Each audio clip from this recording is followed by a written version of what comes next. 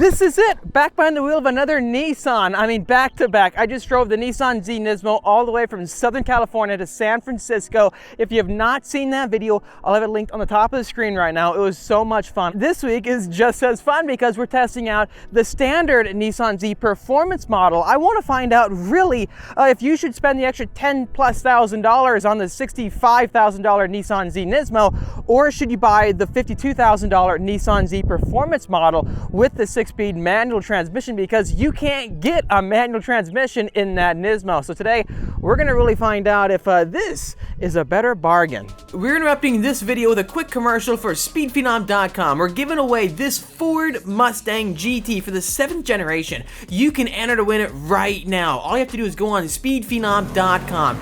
Anything you pick up on our website actually will give you automatic entries, such as buying track day tickets for our next track day at Willow Springs on June 8th. Anything from t-shirts, hats, and other merchandise also gives you automatic entries. There are so many ways to enter. Just go to SpeedPhenom.com. This is a very short giveaway, so hurry up, time is running out. I hope to hand you the keys. This vehicle is pretty intriguing because when we're looking at this car, I mean, it's a complete throwback to the 60s, that being 1969 with the Datsun 240Z. Such a cool car, honestly, and I love how they're keeping that silhouette. With the performance model, I want to show you the front end first, because when you look at the Nismo, which I'll put over the screen right now, this front grille and front fascia is completely different. You don't have those small grille inserts here, these massive wide ones. When you talk about the horsepower for this vehicle, it's got less horsepower than the Nismo. So underneath the hood, you do have a 3-liter V6, if I can find the latch right there. So this 3-liter V6 has 400 horsepower. You have a center latch in the middle, and unfortunately you have to use an actual prop to get it lifted up all the way, but let's get this thing lifted up and go over the engine specs. With this 3-liter twin turbocharged V6, you do get about 400 horsepower at 6,400 RPM, and then for a 0 to 60, you're looking at just about 4.5 seconds with the manual transmission. So it's not the fastest sports car from a Japanese brand right now, but it's really neat how they're able to pack so much horsepower, because so many brands are not really giving customers a ton of horsepower these days, and having that manual transmission in combination, this is like a Z package that is 70 horsepower more than the 370Z that we saw that this replaced. What's really cool is you can see the entire strut tower brace right here in the middle, and this is going to help with the rigidity, and you'll see how it's indented with this engine cover, and that's because this engine is vibrating at all times.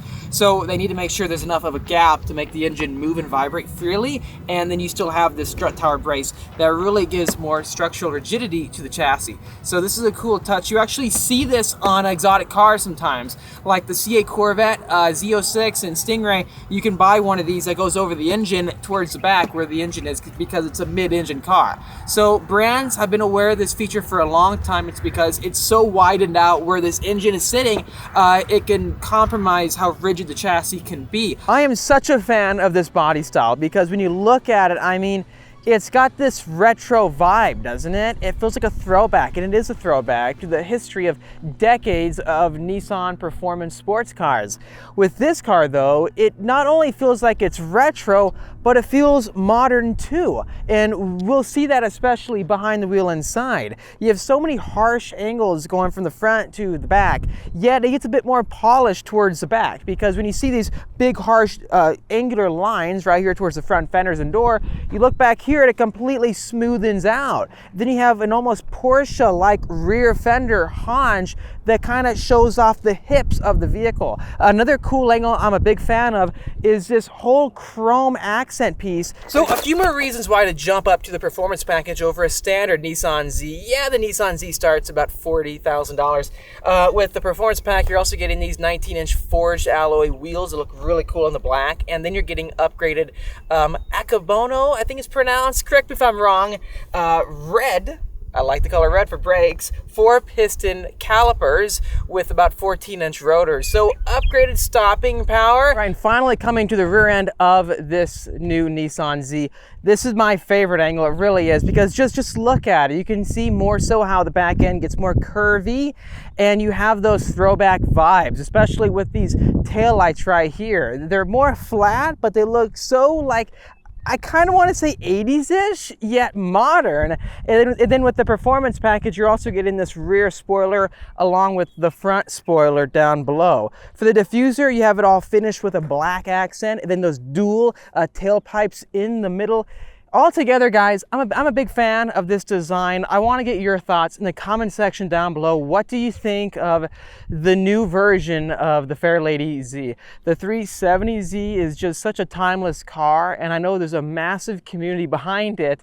I'm excited to see what the future beholds for owners of this new version of the Z. One final point I want to add before I start driving, the curb weight for this vehicle, it's not actually I would say light.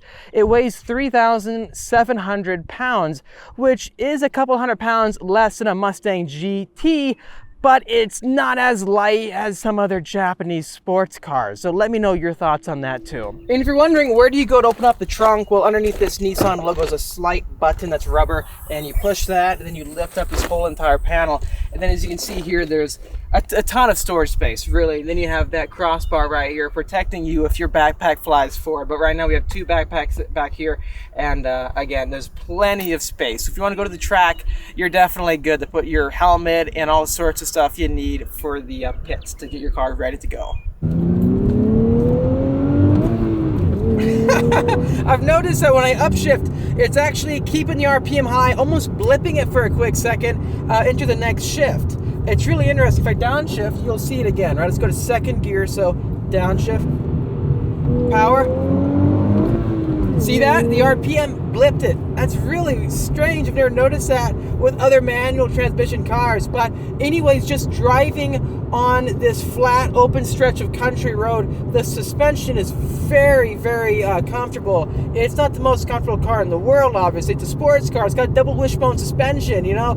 It's properly put together, but it's not, I would say, a burden at all for a road trip. I thought the Nissan Z Nismo was just fine too, and I read some articles saying that it was way too stiff. I disagree. I think these cars make for great road trip cars, and then when you're on a longer road trip like this, you get over 20 miles per gallon. I believe it's like 19 city, 22 highway. It's really good, the gas mileage you get with this car. And with all the amenities, it's like a mix of modern and retro, because the retro is these auxiliary gauges right here that are actually analog. Some cars, they've gone completely away with these analog displays, gauges. They're only integrated now into displays. So you'll get that round needle and everything that you'd see here with a throwback gauge on these LCDs everywhere. It doesn't hit home. It doesn't feel the same. But this car, luckily, they've kept physical aspects, but then they've infused modern aspects with these large LCD color displays all over the place. All right, here we go, taking the new Nissan Z into the corners. We are driving the Performance Edition again, which altogether, I mean, it's a really cool car, and driving a manual transmission is a total throwback. But let's take to the corners here just to see if we can get a good feel for how this car drives. So the Nismo is going to give you the stiffer suspension. It's going to give you the increased feedback through the steering wheel, also the increased aerodynamics. But for the street, for people who don't really want to go to the track, do you really need to pay the extra money? I know right away with driving the standard Nissan Z Performance, the brakes are not as powerful. There's definitely much more of a lighter tone to the brakes. So one thing I am noticing with the Nissan Z Performance, that the steering feel, it is definitely, it's not as fast. There is more body roll with the suspension. It's not as stiff as some cars. Some cars give you really stiff suspension, which is very helpful. So taking this car into the corners, I have noticed that the steering, it's not as quick as some of the competitors out there. The car is just more loose. It's more playful for the everyday, where you can daily drive this through the city and it's not intrusive at all. I would say for you performance-focused people who love the track, definitely the Nismo gives you that upgraded chassis feeling because it's more stiff. Secondly, the suspension and the steering feedback is just more tailored to give you instant reactions and handle the composure of fast corners better. Though at the same time, this is still, it's a lot of fun, and most people aren't really chasing the track. They want easeability. and versatility over focus, which is why you'd buy a more broad focus car like this. Also, not having that 9-speed automatic transmission requires me to physically, downshift like that. But beautifully, this car has those synchros for the downshifting that lets it rev match. I really am a fan of automatic rev matching because it makes life much easier. I don't need to actually flick the heel of my foot to end up downshifting by hitting the throttle. So let's just go through the RPMs a little bit out here in the corners and see what it's like. So the power band really starts taking off higher in the RPM given that it's twin turbocharged. Down low. Now, okay, there we go, it's coming up. So definitely you gotta rev it out a little bit. The power band, it's not the most linear, like right now it's kind of dead. Up, now it's taking off. So that's a caveat you get with twin turbocharged vehicles. I still like turbo cars because it gives you the sensation that when you're getting on power, the vehicle is like accelerating faster and faster when you go out through the RPM. Then downshifting, gosh, that's just such an engaging feeling that you just can't get anymore. 7,000 RPM red line, gosh, that's high. Most cars don't rev like that.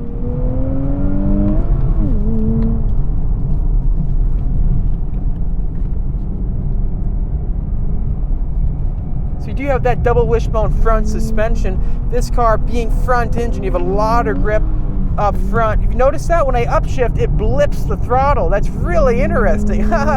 Wow. Hitting the brakes, this thing does have the upgraded brakes. They're powerful, but I would definitely prefer the Nismos. This thing is just fun in the corners. It wants to whip around. We do have it on sport mode so far. And the way this thing just comes together with that manual, it makes it exciting to drive. I love driving manual transmission cars.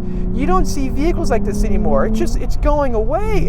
Why don't they bring these cars back all over the board? Thank you, Nissan, for having a manual transmission. This is what people need to learn. I think this is still like a theft deterrent. Anyways, back to the point. I mean, this thing is fun in the corners. It really is. And given that you can actively rev match between those downshifts, you can actually downshift pretty much mid-corner and you're not messing up the balance with the power. Wow. Alrighty guys, that's going to wrap up our test of the Nissan Z. This thing is just, it's a lot of fun. It's not a break the bank sports car. It's really not. And when you get behind the wheel, having that manual transmission, it makes it very exciting and inviting. I wish more cars feature manual transmissions. We're seeing the performance cars go more towards automatic only these days. I can see why. They're quicker, but there's something that can be said about an experience like this. And I want to highlight the term experience because that's what this car gives you. So overall guys, I think this thing is a lot of fun. Let me know your thoughts based off watching this video if you enjoyed it. Please hit the like button, also subscribe for much more great content coming out your way, and also stay tuned for more videos coming out by hitting that notification bell when you subscribe. Finally guys, look at this view all around us. What a beautiful place to end off our feature and road tests with the Nissan Z Performance Edition.